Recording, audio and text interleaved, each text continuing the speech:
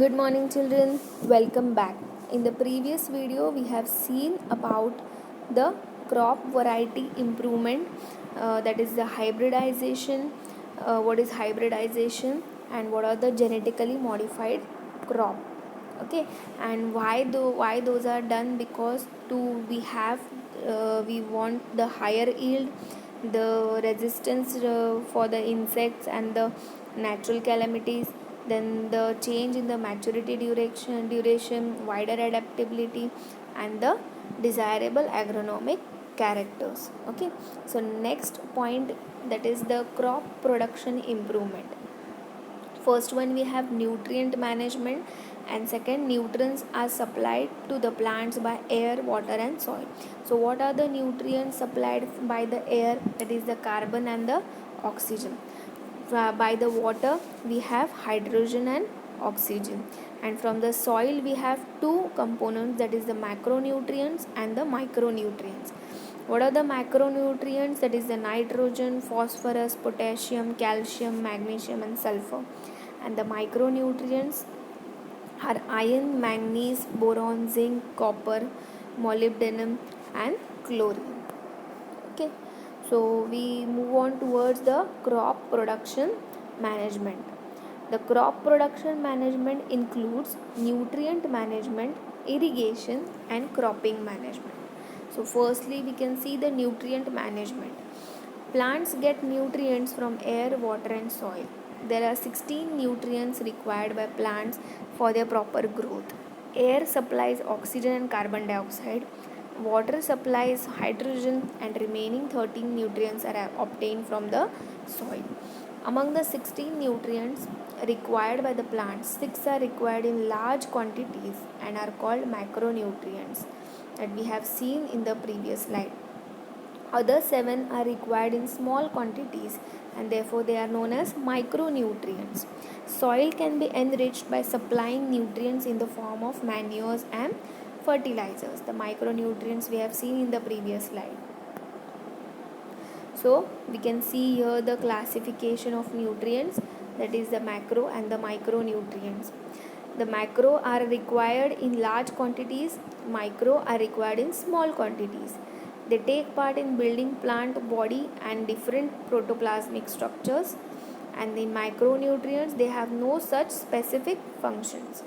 In macro, they have no significant role in enzyme activity and electron transport, but micronutrients are involved in enzyme activity and electron transport. Okay, this slide is just for your information. Okay, you have to just remember the examples of macro and micronutrients and the definition. So by adding the manure and fertilizers, you can improve the micronutrients. So what is manure? Manure is prepared by the decomposition of plant and animal waste. It contains organic matter and nutrients. It helps to increase soil fertility. It also helps to reduce use of fertilizers and recycle farm waste and protects the environment. So there are two types of manures, compost and green manure. Compost is prepared by decomposition of plant and animal waste in it in the compost pits. Okay, it is it is prepared by using earthworms, so that's why it is known as a vermicompost, and it is rich in organic matter and nutrients. Second type is the green manure.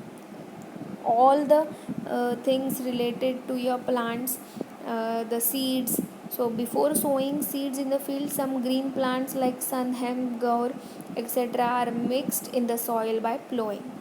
These plants turn into green manure, which makes the soil rich in nitrogen and phosphorus. This is known as green manure. And now, what are the fertilizers? Fertilizers are the chemical substances made commercially. Made commercially means by the big industries.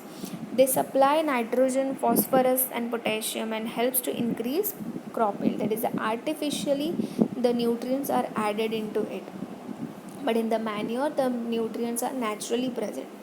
Fertilizer should be used only in the required amounts. Excessive use can reduce soil fertility and can also cause water pollution. Soil fertility means what? the capability of the soil to produce the crops. See here the difference between the manures and the fertilizers.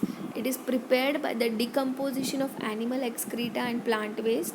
Fertilizers are commercially produced plant nutrients, that is, the nutrients are added externally. Manures are not nutrient specific. Fertilizers are nutrient specific, means what you need you add in it. Manures are bulky and difficult to transport. Fertilizers are in the form of powder and easy to transport. Manures improve soil structure and fertilizers does not improve soil structure. It is not water soluble and hence takes time to absorb by the plants.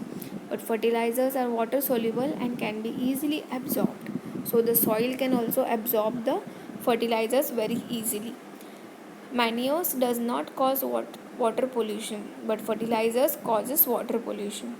Manures are cheap because everything is available in your nature, but fertilizers are costly. Third type was the irrigation. The supply of water to the crops is called irrigation. Water is necessary for the proper growth of plants and helps to increase crop yields. Different kinds of irrigation systems are used to supply water to the agricultural land, that is, the wells, canals, rivers, tanks, check dams, etc. So, wells. There are two types of wells, that is, the dug well and the tube well. In dug well, water is collected from the water bearing strata, and the tube wells, water is collected from deeper strata. Means what? The dug wells, that is the upper level, or the level which is, in short you can say, the dug well are not very deep, okay, but the tube wells are very deep, that is, the water is collected from the very ground level, okay. So that is the tube wells. Then the canals. In this system, canals receive water from reservoirs or rivers and distributes it to the fields. River lift systems. In this system, water is lifted from the rivers to irrigate fields close to the rivers. Tanks. There are small storage reservoirs which supply water to the fields. Check dams are used to stop rainwater from flowing away and helps to increase groundwater levels and reduce soil erosion. Check dams are the very now of the Pani Foundation, what they are doing now. Okay, that is the check dams. Next is the cropping patterns. Okay, different ways of growing crops are used for maximum benefit. These include mixed cropping, intercropping, and crop rotation. So, what is mixed cropping now? Mixed cropping is growing two or more crops simultaneously in the same field. That is, you can sow wheat plus gram or wheat plus mustard or groundnut plus sunflower. This reduces the risk even if one crop fails. That is, even if the one crop is not growing properly, you get the another crop to sell. Intercropping. Intercropping is growing two or more crops simultaneously in the same field in alternate rows. That is, you can grow maize and the soybean, millet or cowpea, etc. Crops with different nutrient requirements are selected. This helps in better use of nutrients and prevents spreading of diseases to all plants of the same crop. Means what? If the maize is affected by any disease, but that disease is not affected to the soybean, so you get the soybean very easily, or you get the good soybean yield. Next is the crop rotation. Crop rotation is growing different crops in the same field in succession. Succession means what? You'll not grow the crop simultaneously, but one crop after the another. Growing leguminous crops after growing cereal crops helps to increase soil fertility. Means what? Firstly, they are sowing the cereal, that is, the rice is grown, and then after that, the pulses are grown. If crop rotation is done properly, two or three crops can be grown in a year profitably. Here in the Konkan region, they follow the same pattern. Okay, in the rainy season, they have the rice crops, and in the winter season or the summer season they prefer for the pulses. Okay, the nachni is grown in our area very widely during the summer. Okay, see the difference between the mixed cropping and intercropping. It minimizes the risk of crop failure. It increases the productivity per unit area. Seeds of two crops are mixed before sowing, and intercropping seeds of two crops are not mixed. It involves no set patterns of row of crops, but in intercropping it has a set patterns.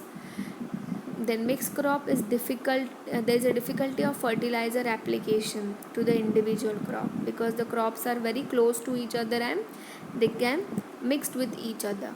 But in intercropping the fertilizers can be placed as per the need of the crops.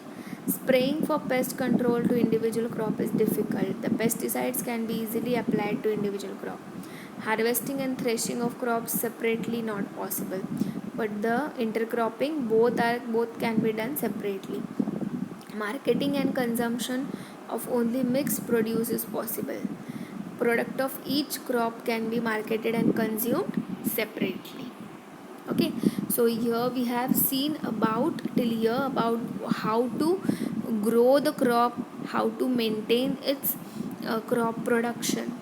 Okay, now we have harvested all that crop, and in the next video we are going to see about the crop protection management, how we are going to protect those production yield now. Okay, thank you children.